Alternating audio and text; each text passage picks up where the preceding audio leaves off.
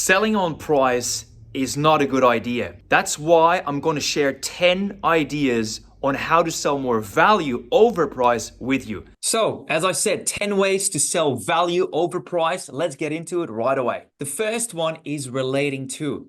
I see time and time again where people just keep doing the same old, which is treat people the way that you want to be treated personally. If you continue to do so, you're basically letting other people down by a factor of 50 to 75% of the time. It is not a proven formula, which is why you want to do things differently and work smarter rather than harder.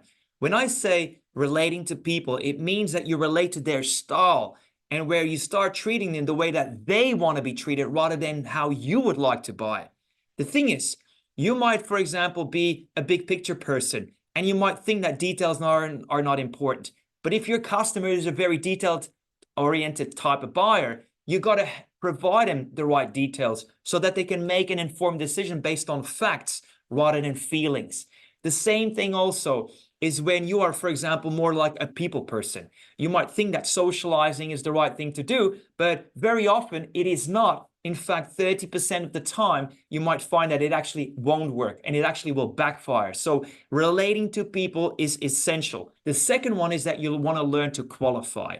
Qualifying means that you have prepared 5 to even 7 probing questions that really uncover needs and wants quickly and also create aha moments in the mind of your buyer. See, here's the thing. It's not just about scratching the surface. What you want to do is position yourself as a trusted advisor. And trusted advisors have developed a knack for asking questions that are highly relevant to the customer's situation. The extent to which you do that is going to help you make more sales and make more business. To the extent that you are not that good at it, which, by the way, most of the people that I've worked with are not great at qualifying. So that potential skill set you might be leaving a lot of money with on the table. So make sure you qualify well and prepare great questions for your customers. The next one is, as you're asking better questions, you will uncover needs and wants of customers really well. You will also uncover pain points that you can solve. And here's the problem. Many people in sales or business development, they shy away from having the most important conversations with customers. You got to be candid with them. You got to also help them to realize that if they keep doing the same old, nothing's going to change for the better. So by creating more focus on pain, you are actually creating a desire for change for the better. And unless you do that, people will come back to you and say, you know what? It's not the right time for us yet. Or they're going to push back and say, look, maybe next financial year. Or we don't have any budget for it right now. And all this feedback is just telling you that you aren't selling value to them. And only when you start creating this uncovering and focus on them, helping to realize that there is actually pain and magnify that pain. Unless you do that, you're going to keep getting pushback and you're going to keep working harder rather than smarter. The next one then is number 4 is quantify. When you look at pain, you got to put a number to it.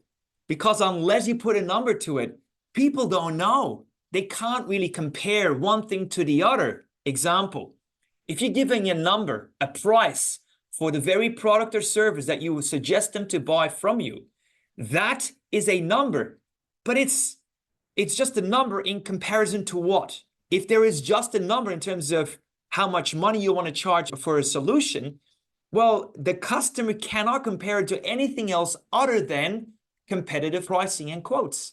And that's not where you want to take them to. What you want to do is bake into your solution how an investment of theirs in your product or service is in contrast to a price that right now they're already paying anyway.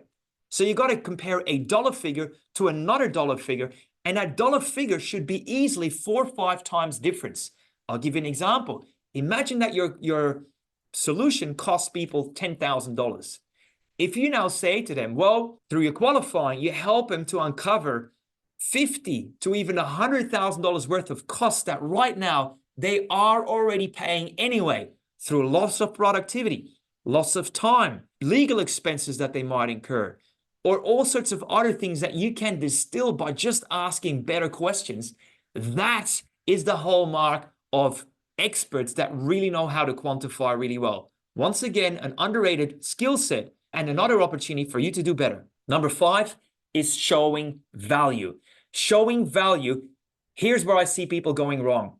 They start selling and they start influencing and they start making recommendations for a product or a service for people to buy long before they really have understood what the customer situation is like and where their hot pressing needs and wants are. That is what I call premature selling. It's jumping the gun. It's trying to pick up somebody at the bar long before you even had a chat to understand whether this person is really somebody that you have long-term opportunities with or whether it's going to be just a one-night fling.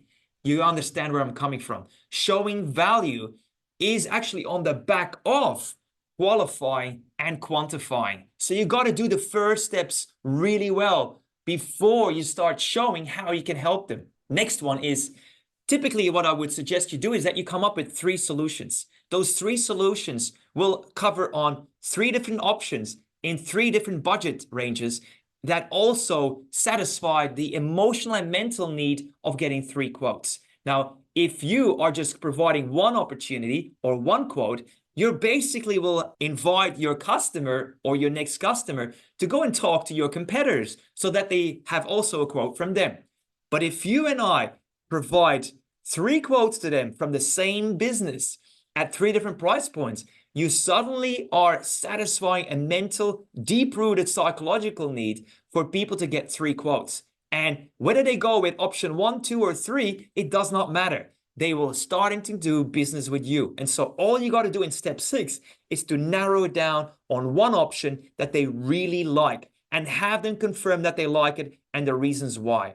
Then you're obviously going to ask in step 7, ask them why they like it. And keep digging, keep asking for more, because the more that a customer is telling you why they should buy a given product or service, the sooner they'll start doing business with you. Because rather than you trying to convince them, have them convince themselves. And that is the beauty of reverse psychology for you.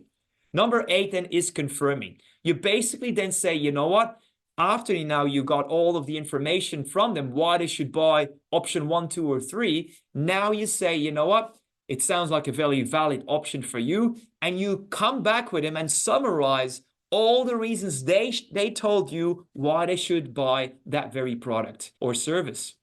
And you use it basically with the CPA. The CPA is the concept that I created, which is called the copy-paste approach. And the copy-paste approach is basically using their words rather than your words. Here's the thing. Too often people try to paraphrase in their own words, and it's proven not to work. Why? Because if you ever had somebody push back to you and said, look, no, it's not quite that, it's actually this, and they start correcting you, it's just feedback to you that your words don't have recognition value in their brain. And if that's the case, all you got to do is change it to the CPA, which means you use their words and feed it back to them verbatim. Next one is that you ask. You ask basically, once they narrowed it down and they like it, you ask for the business.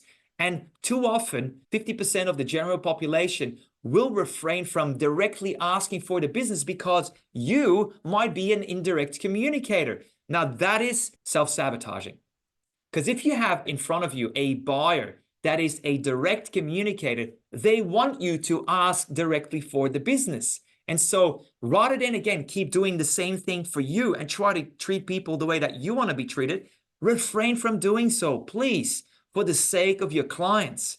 Do them a service instead by treating them the way that they want to be treated. If they're a direct communicator, ask for the business directly, which means, are you happy to proceed is one of those questions. Last but not least is be ready to handle any excuse or objection under the sun, which sounds like, I'm not sure yet if it's the right time, or let me sleep over it, or let me talk to my accountant or my business partner, or let me get back to you, leave it with me. All sorts of things like this is basically telling you that there's probably a question left unanswered or a concern left unaddressed. And until you actually do it, you will basically be in limbo land. Limbo land is the time where it's being stalled and delayed and deferred, and that keeps you away from doing business and helping people to reach the finish line. If any of this resonates with you, bear in mind that it's up to you to help people feel comfortable to come along and invest in your product or services, invest in your solutions. This is what we teach people all day, every day, throughout the year. This is obviously a very short snippet in terms of how we can help you. If you would like some deep dive training, coaching, and mentoring to help you take your business and your income to the next level, definitely make sure that you book in for Business Development Accelerator. Business Development Accelerator is our best-selling course to help people make more money by working smarter rather than harder.